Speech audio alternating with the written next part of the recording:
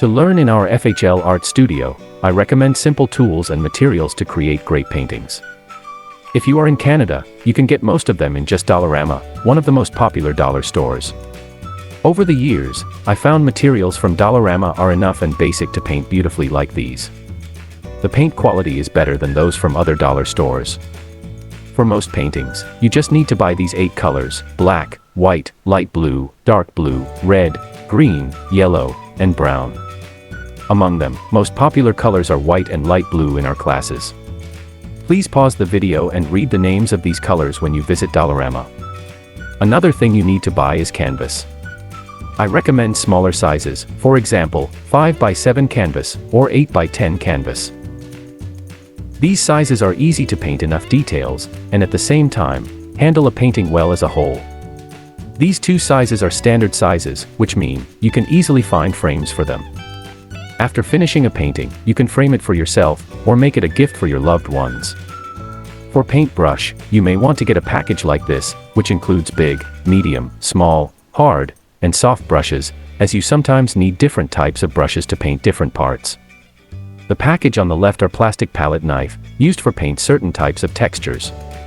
I will show you some examples later in this video. Recently, I can only get the plastic palette knife in Dollar Tree, not in Dollarama. Now I will demonstrate what else we will use and how to make them. For palette to mix colors, you may use this type of palette. However, you will need to wash it every time after use. So you may like the plastic plate better because you can throw it away afterwards. Personally, I use an even simpler way. I cut a piece of white board as a background, from this plate or a food box.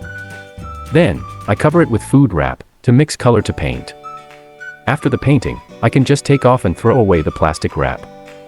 The white board can be reused. For paintings, usually, the big brush is very handy to paint big areas smoothly. To a small canvas like this brush is big enough. To change color on your brush, you'd better use a paper towel to clean it first, rather than using water, which can make the color too thin. Well, we do need water sometimes to clean the brush more thoroughly, and we will need to dry the brush with the paper towel though. For soft top brush, you can paint cloud with it. This is an example. We use a medium-sized brush, suitable for medium-sized part of the painting. Lastly, I will show you where to use palette knife, such as painting the snow on the mountain to get more of realistic texture. Alright, many more excited skills and knowledge you will learn with us during the class. You will love the class on Zoom. Please notice me if are thrilled to try the class no matter where you are in the world. I will arrange classes for you to learn with us online.